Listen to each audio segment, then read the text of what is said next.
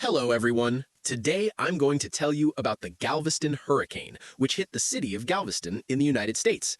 Before we begin, I want to wish everyone a pleasant appetite and a good viewing experience. On September 4th, the Galveston branch of the U.S. Weather Bureau began receiving warnings from the central office in Washington that a tropical storm had passed over Cuba to the north. The Bureau's experts could not determine the location or direction of the storm. The use of the terms tornado or hurricane was discouraged at the time, as it could cause panic among the public in the event of severe weather. The weather over the Gulf of Mexico had been clear for several weeks, and the water temperature was high.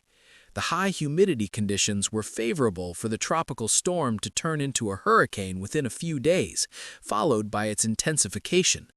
The Weather Bureau experts who made the forecast believed that the storm would move to the northeast and affect the middle of the Atlantic coast of the country. It seemed to them that the storm had begun to turn and would pass through Florida, then further northeast, and finally move into the Atlantic. Cuban meteorologists held a different point of view and argued that the hurricane would continue to move west, with one of them predicting the movement of the hurricane towards San Antonio, central Texas. On the morning of September 5th, due to the relatively calm weather, few people heard the warning, and only a few evacuated through the bridges connecting Galveston to the mainland, as most of the population did not pay much attention to the gathering clouds. Isaac Klein claimed that he personally drove along the coast and other low-lying areas, warning people about the impending storm. This information is based on Klein's own report and has been questioned in recent years, as none of the survivors have confirmed it. Klein's role in the tragedy remains a subject of debate. Some argue that Klein issued the storm warning without the approval of the Weather Bureau's central office, while others point to his decision not to build a protective wall. At the time of the hurricane, Galveston's highest point was only 2.7 meters above sea level. The hurricane caused a storm surge over 4.6 meters high, which flooded the entire island. The waves tore buildings from their foundations and smashed them to splinters.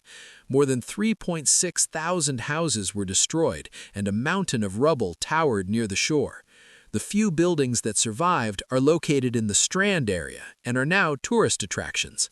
The maximum recorded wind speed was 160 kilometers per hour, but the Weather Bureau's anemometer was blown off the building shortly after this measurement.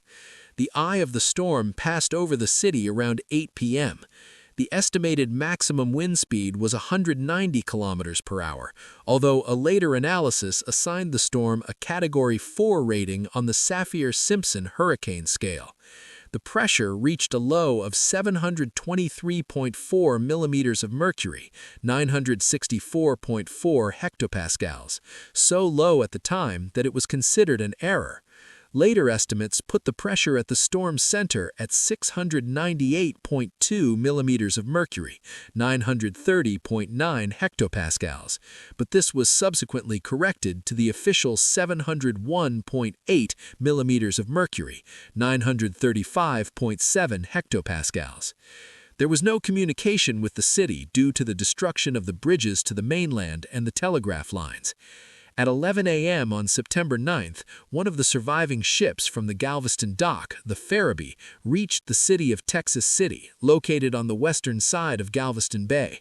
There were 6 people on board who, upon arriving at the Houston Telegraph Office at 3 a.m. on September 10th, delivered a brief message to Texas Governor Joseph Sayers and U.S. President William McKinley.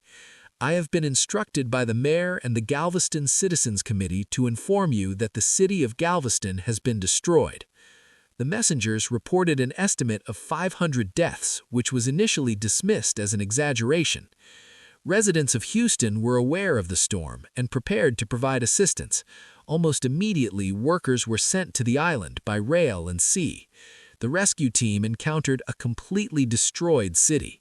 It is estimated that 8,000 people, representing 20% of the island's population, were victims of the storm.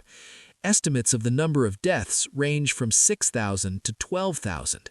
Most individuals drowned or were crushed by the debris of their homes. Many survived the storm but succumbed to their injuries after spending several days trapped under the rubble. rescuers heard cries from under the rubble and pulled out who they could. About 30,000 people were left homeless. Because of the high number of deaths, it was decided to bury the bodies in the sea. However, currents brought the bodies back to the shore. As a result, the bodies were burned on funeral pyres for several weeks after the hurricane. The authorities gave free whiskey to workers who had to throw the bodies of their family members into the fire. On September 8th, a train from Beaumont with 95 passengers was waiting for a ferry to take it to the island on the Bolivar Peninsula. When the ferry reached Galveston, the captain was unable to dock the ship due to rough seas. The train attempted to return, but was blocked by rising water.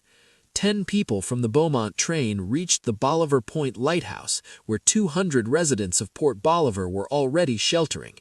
The remaining 85 passengers on the train died as a result of the storm surge. On September 12, 1900, the storm reached New York City with wind speeds reaching up to 105 kilometers per hour. The New York Times reported on pedestrian traffic difficulties and attributed one death to the storm, as a wind-blown sign fell on a 23-year-old man and pierced his head. Canopies and signs on many buildings were damaged, and the tarpaulin roof of the fire department headquarters was torn off. There were also reports of heavy seas in New York Bay and difficulties navigating the Hudson River. In Brooklyn, there were reports of a tidal wave. Before the 1900 hurricane, Galveston was considered a beautiful and prestigious city, known as the Western Island of Ellis and the Southwest Wall Street. However, after the hurricane, the focus shifted northward to Houston, which was experiencing an oil boom.